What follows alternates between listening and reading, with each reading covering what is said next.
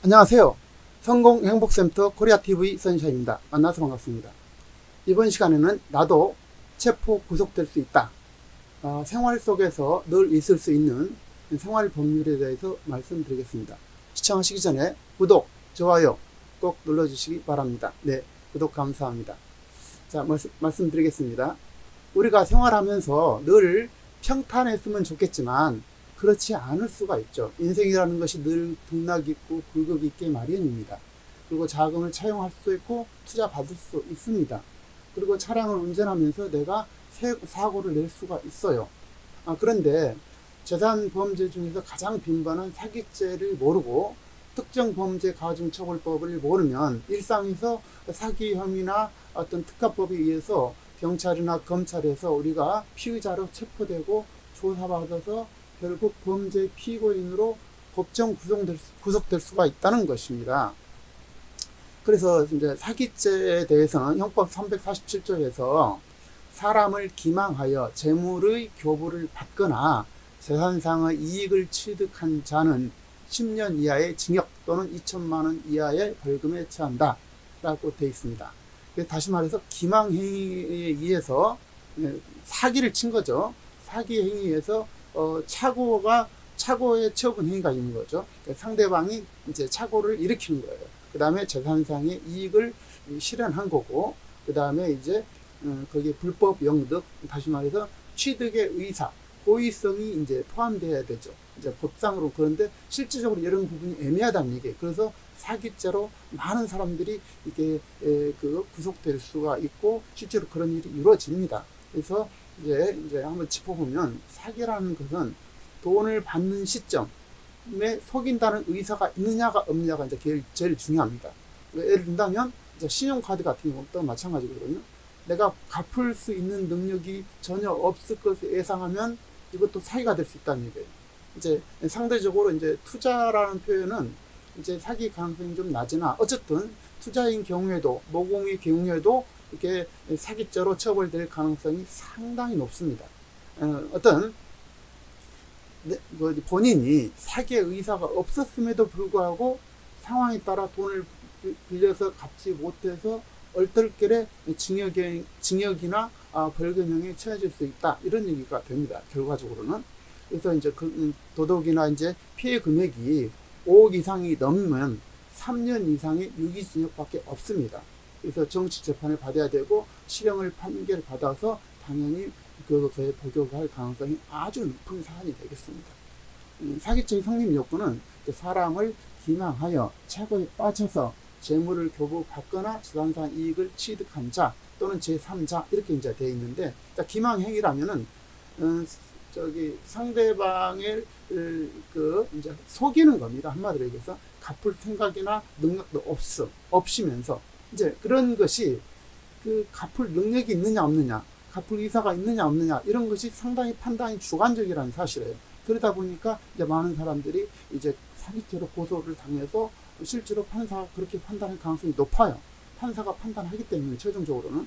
그래서 이제 단순 채무 불이행과 좀 구분되는 점은 빌리는 과정에서 용도를 속이거나, 용도를 속이는 거 굉장히 의미가 있습니다. 이게 용도를 속인 거예요. 내가 이렇게 쓴다, A라고 쓴다고 그랬다가 B로 쓴다 이거예요. 이것이 안 된다. 그냥 내가 마음대로 쓰겠다 했으면 처음부터 괜찮은데 내가 요런 용도로 빌려갔는데, 예를 들어서 내가 이제 이게 투자를 한다고 그랬는데 이거 가지고 예를 들어서 쉽게 말하면 경마장에 가버렸다든지 노름판에 가버렸다든지 이러면 안 되겠죠. 이제 그런 용도를 의미합니다. 그러니까 용도를 속이거나 자신의 변제 능력이나 의사에 거짓이 있었으면 사기죄가 성립한다, 이런 얘기입니다.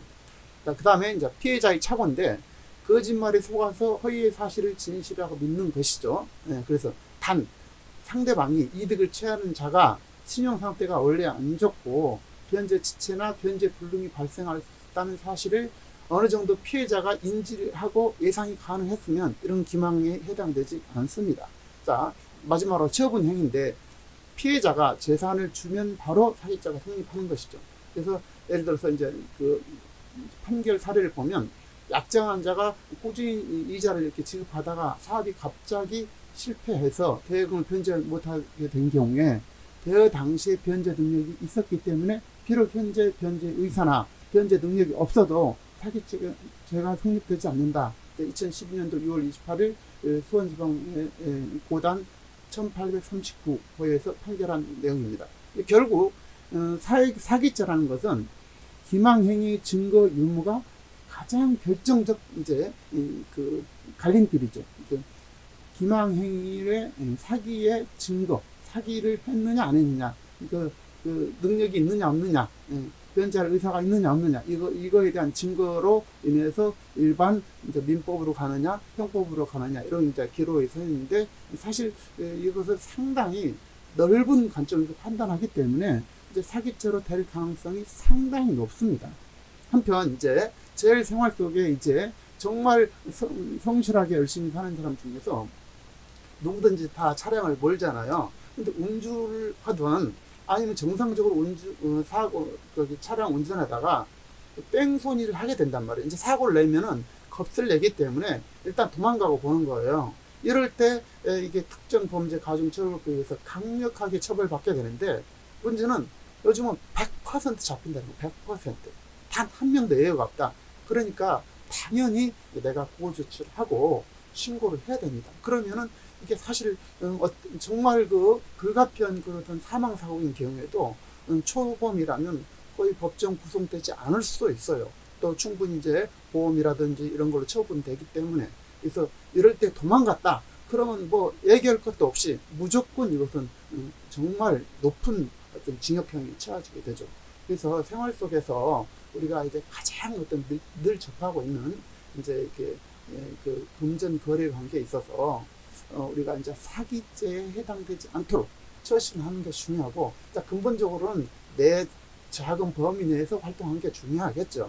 그렇지만 이제 살다 보면 투자를 받을 수 있고 빌릴 수 있는 것입니다. 그러나 그 부분에 있어서 명백하게 해야 된다. 그렇지 않으면 내가 돈을 단순하게 늦게 갚음으로 인해서 그것을 사기죄로 구속될 수가 있다라는 사실을 아시고, 마지막으로는 꼭 음주운전이 됐든 일반 교통사고가 됐든 이것은 100% 지금 잡히는 입니다. 이제 블랙박스를 포함해서 온갖 어떤 시설들이 너무너무 잘 돼 있어서 이거는 뭐 퍼펙트하게 잡히니까 무조건 신고하시고 보호조치하시고, 그래서 그분이 가장 경상을 입을 수 있도록 빨리 치료를 받을 수 있도록 하는 것이 가장 중요하다, 이렇게 말씀드리겠습니다. 다음 시간은 더 멋진 주제로 또 찾아뵙도록 하겠습니다. 코리아TV 선샤였습니다. 감사합니다. 구독, 좋아요 감사합니다. 네.